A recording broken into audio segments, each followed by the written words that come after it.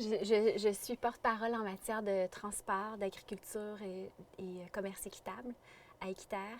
Et j'ai aussi le rôle de faire la représentation auprès des entreprises et des organisations sur tous les sujets qui concernent Équiterre, notamment tout ce qui est en lien en alimentation, mais aussi en lien avec les changements climatiques.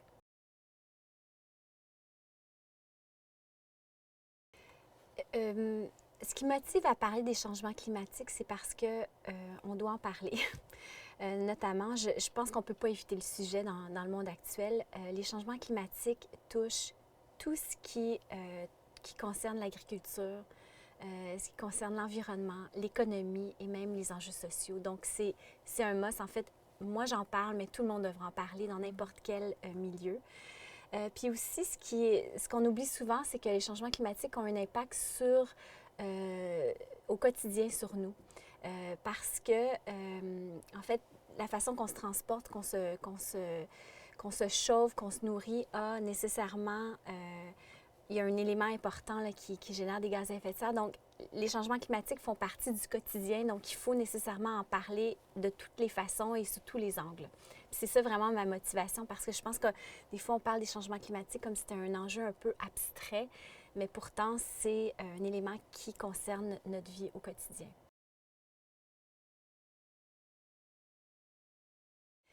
Les points positifs pour parler des changements climatiques, c'est que, en fait, pour l'instant, on en parle beaucoup. C'est dans l'air. Il y a eu la rencontre sur les changements climatiques à Paris qui a finalement résulté d'un accord entre plusieurs pays. Tout le monde s'entend qu'il y a un enjeu important. Donc ça, c'est très positif parce que à Équiterre, moi, je travaille à Équiterre depuis 18 ans. Puis quand on commençait à en parler, c'était quelque chose qui était méconnu, abstrait. Les gens n'y croyaient pas. Maintenant, les gens y croient. Donc, il y a une ouverture.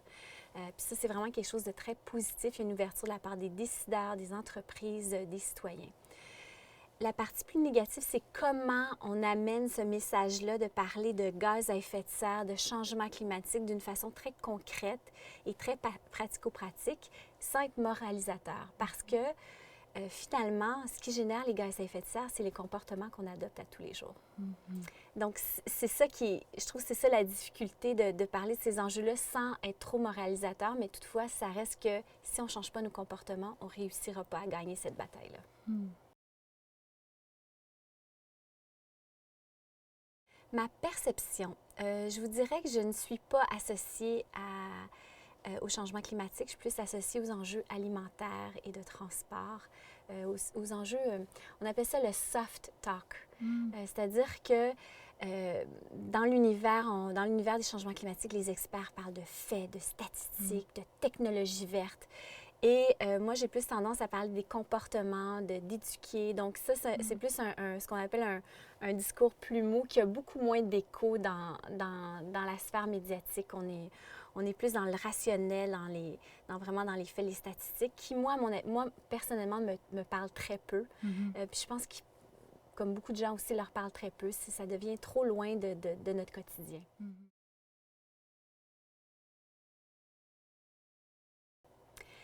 Est-ce que j'aimerais prendre la parole davantage dans les espaces publics? Je dirais, moi, oui, mais surtout les femmes en général. Je trouve que maintenant, en tout cas dans les dernières années, quand on parle d'environnement, on parle d'économie, on parle de santé, ce ne sont que des hommes. Comme si les femmes n'avaient pas un point de vue sur ces enjeux-là, même si ce sont les femmes qui décident de quel transport on utilise, quelle bouffe on va manger, où on va habiter. Donc, la gestion de la vie de toujours reste encore beaucoup entre les mains des femmes. Donc, c'est un paradoxe de voir que les décisions prises par rapport à des décisions qui vont avoir un impact sur notre mode de vie soient finalement entre les mains, qui semblent être entre les mains des hommes. Donc, puis je vous dirais, je trouve que ça manque un peu d'humanité dans le discours. En général, on est très associé aux nouvelles technologies, comme si les nouvelles technologies allaient sauver le monde par soi-même, ce qui n'est pas le cas. C'est un levier, c'est un outil, mais toutefois, ça reste que les comportements sont au cœur des changements. Donc, je trouve qu'il manque de femmes, qui vont parler des aspects qui nous touchent au niveau personnel, au niveau humain. Et surtout, j'entends très peu parler des impacts des changements climatiques sur l'être humain.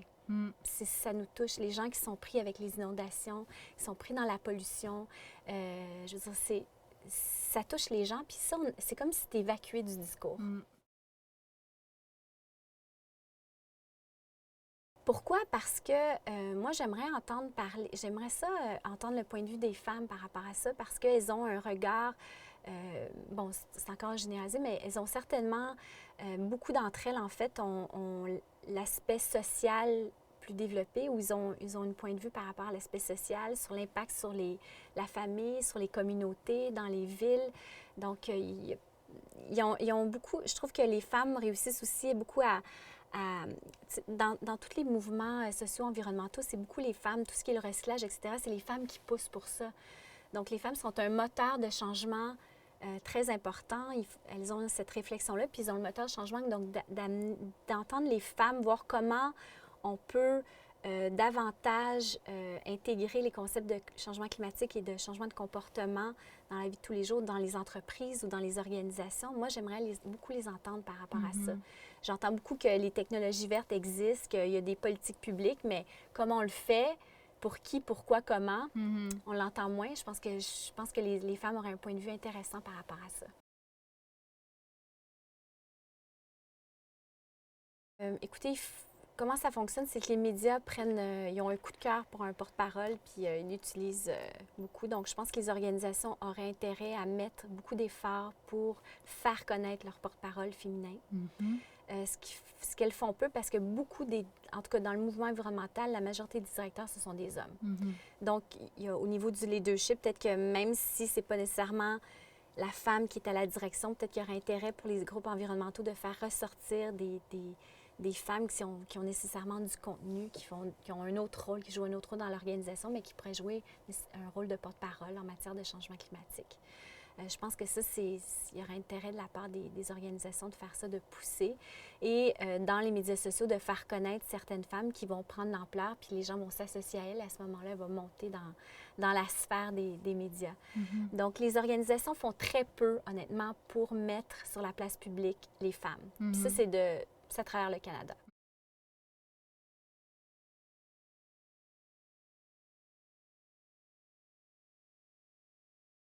D'avoir plus de femmes, c'est clair, parce qu'un porte-parole ne fait jamais l'unanimité. Il va aller chercher une partie de la population qui s'intéresse à lui, mais je veux dire, c'est très, très rare de faire l'unanimité. Donc, d'avoir plusieurs porte-paroles qui parlent du même sujet d'angles différents nous permet finalement de diffuser la bonne nouvelle auprès de différents types de populations. Il y a des humoristes qui touchent une certaine couche de la population, des humoristes qui parlent d'environnement, puis ça permet de toucher cette population-là. D'autres, c'est plus des experts, des intellectuels. Donc, c'est important de multiplier les porte-paroles et les façons de parler du sujet, parce que les gens sont très différents, puis ils ont des intérêts différents. Donc, c'est gagnant là, de ne pas juste avoir quelques personnes qui parlent du même sujet.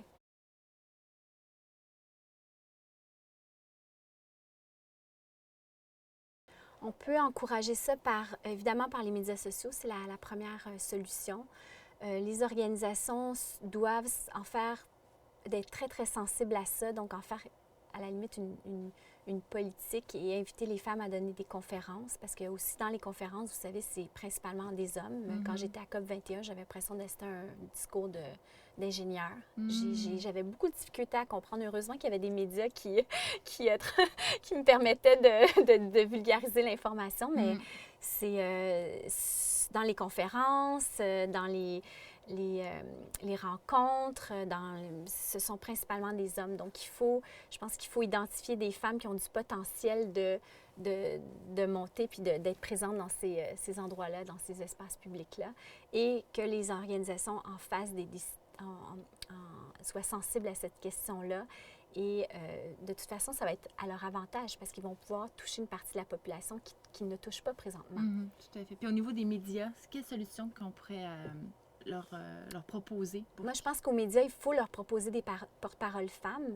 Peut-être qu'ils n'ont pas beaucoup de choix, peut-être qu'ils ne sont pas au courant que ça existe, qu'il y a des femmes brillantes qui parlent de changement climatique. Il faut les aider à trouver ces femmes-là.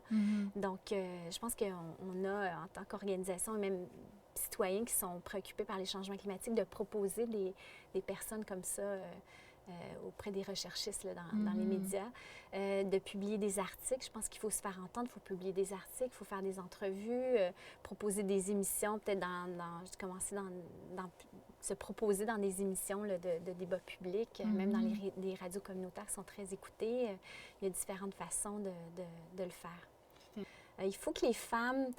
je pense que les femmes, on voit ça beaucoup quand on fait des entrevues pour des emplois, les femmes sont plus modestes, ils attendent d'être parfaites avant de pouvoir écrire ou publier. Je pense qu'il faut se faire confiance davantage. Peut-être c'est l'éducation et bon, il y a plusieurs aspects, il y a plusieurs éléments là, qui font que les femmes sont beaucoup plus, disons, timides à se faire valoir ou à se faire connaître ou à se faire entendre. Donc ça, il faut travailler ça. Puis je pense que la jeune génération est beaucoup plus ouverte à partager son point de vue sur toutes sortes de sujets. Donc il faut pousser ces jeunes femmes-là à sortir du placard.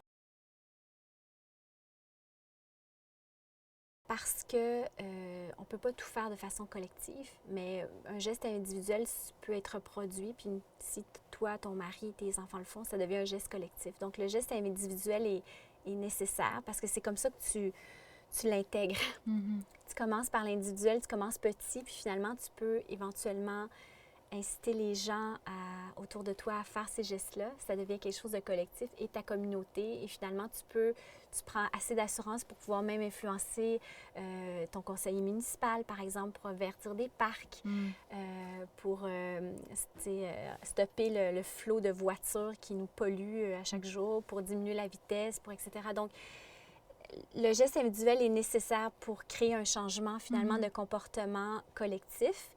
Mais il n'est pas suffisant.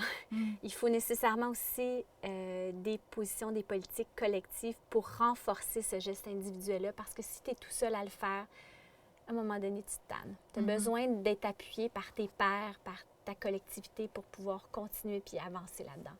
Donc, c'est un premier pas. Puis aussi, ce qui est intéressant du geste individuel, c'est que souvent, il est reproduit plusieurs fois. Donc, au bout de l'année, il y a un impact plus important qu'on le croit.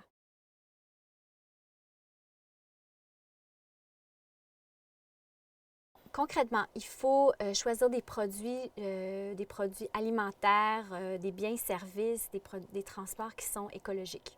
C'est la première chose à faire. On a la perception que c'est beaucoup plus cher, c'est faux. C'est une question de choix.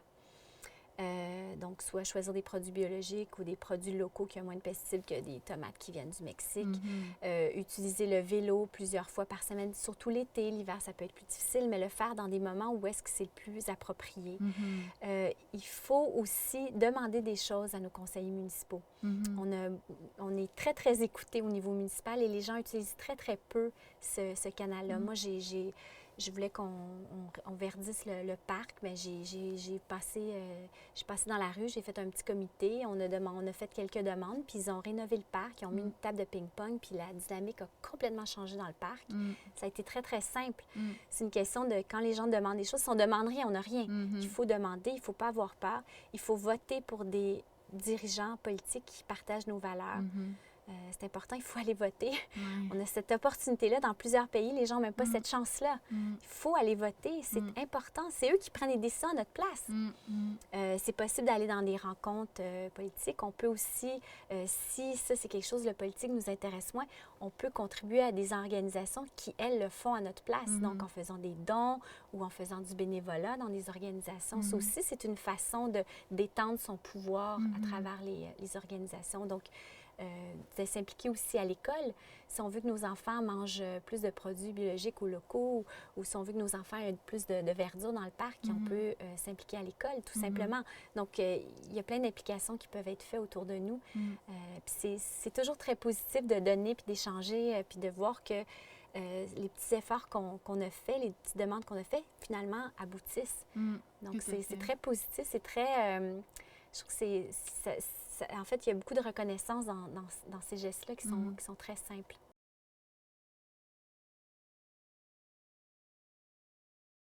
Ça fait plaisir. C'est super intéressant.